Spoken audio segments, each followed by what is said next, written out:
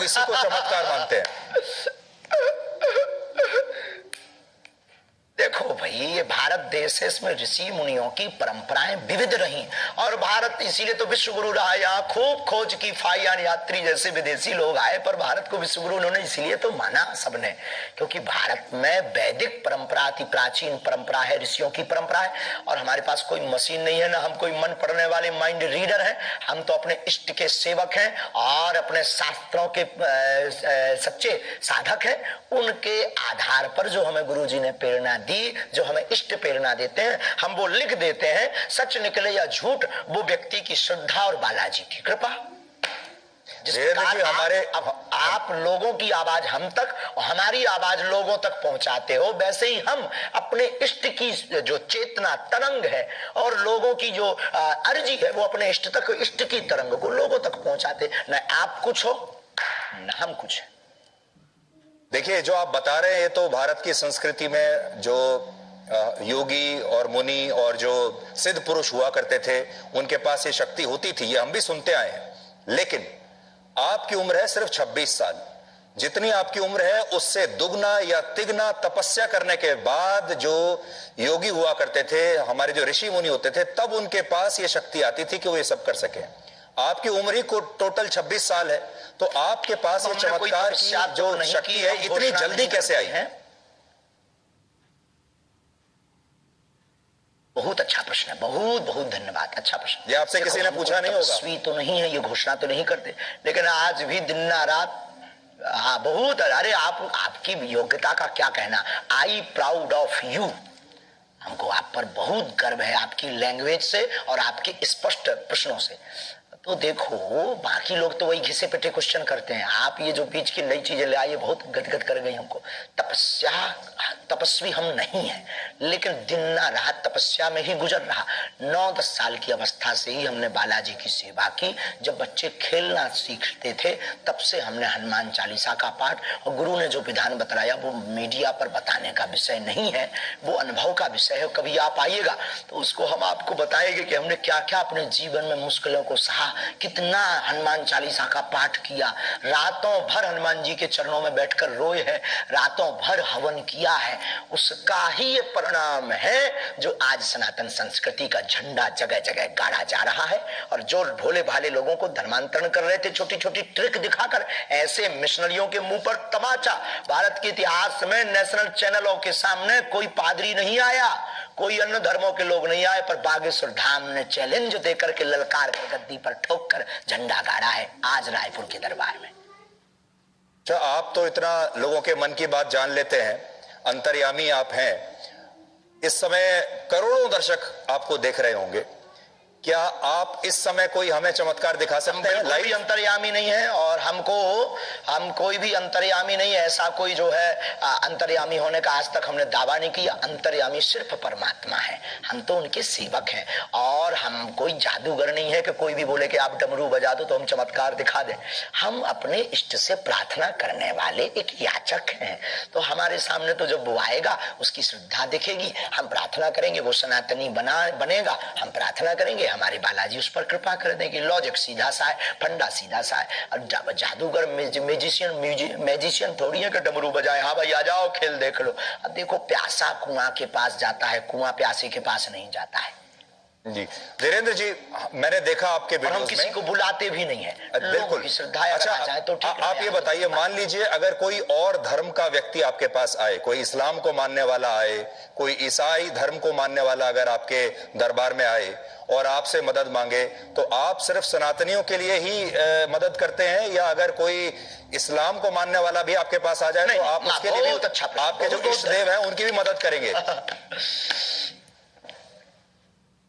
बिल्कुल, मानव होने के नाते हमसे तो बहुत मुसलमान भाई भी जुड़े हैं, और बहुत क्रिश्चियन वाले लोग भी हमारे पास आते हैं, अन्य पंथों के लोग भी हमारे पास हजारों की तादाद में आते हैं। हम गिनती गिनवा देंगे कई दरबारों में। आप हमारे वो खोजिएगा, वो बताइए क्या बोलते हैं अपना नेट का, यूट्यूब खोजिएगा, यूट्यूब पर आपको लंबी लिस्ट मिलेगी। उसमें कहीं ना कहीं मुसलमान भाई का विचार उद्भाव और वो जो माइक पे बोलते हैं वो बाइट मिल जाएगी आपको, हम आपको भिजवा देंगे, आप अपनी टीवी पर दिखवा देना लोगों को। अच्छा, ये बताइए कि जब लोग आपके पास आते हैं, मैंने देखा तो ऐसा लगता है कि आप उनके अंदर बताते हैं कि इनके अंदर कोई प्रेत है, कोई भूत है, फिर वो छटपटाने लगते हैं, अजीब तरीके की आवाजें निकालने लगते हैं, कई बार वो बेहोश हो जाते हैं। एक अजीब सा दृश्य देखने को मिलता है। अभी मैं आपको वो तस्वीर भी अपने दर्शकों को भी मैं दिखा रहा हूं निकाल कर, अगर हमारे पास वो तस्वीरें, बहुत देखिए अभी हम तस्वीर दिखा रहे हैं।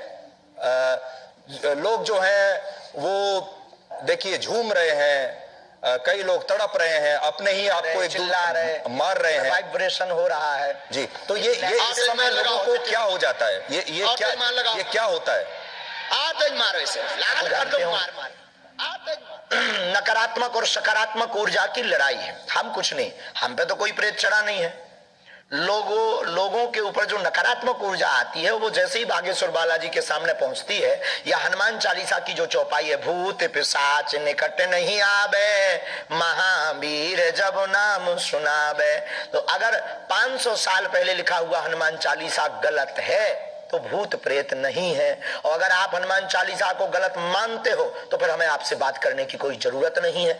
और अगर हनुमान चालीसा को मानते हो तो उसमें ये चौपाई भी है, और ये चौपाई भी है तो ये बात सत्य भी है। अब कोई शक्कर को चीनी कहे, कोई शुगर कहे, कोई खांड कहे, कोई मिठाई कहे, शक्कर शक्कर है, नाम कुछ भी संबोधित कर दो, तो कोई नेगेटिव एनर्जी, कोई पॉजिटिव एनर्जी बोल देता है। नकारात्मक ऊर्जा सकारात्मक ऊर्जा की लड़ाई ही ये हम देहाती लोग हैं तो प्रेत बाधा बोल देते हैं। नहीं, मैं भी हनुमान चालीसा का पाठ कर रहा हूं और वर्षों से कर रहा हूं, मुझे कंठस्थ भी है, पर आपके जैसी शक्ति अभी तक मेरे पास नहीं आई है कि मैं लोगों को कोई उनका निदान कर सकूं। लेकिन आपने एक चीज नोट की, आपको अब आपको बागेश्वर धाम आना चाहिए।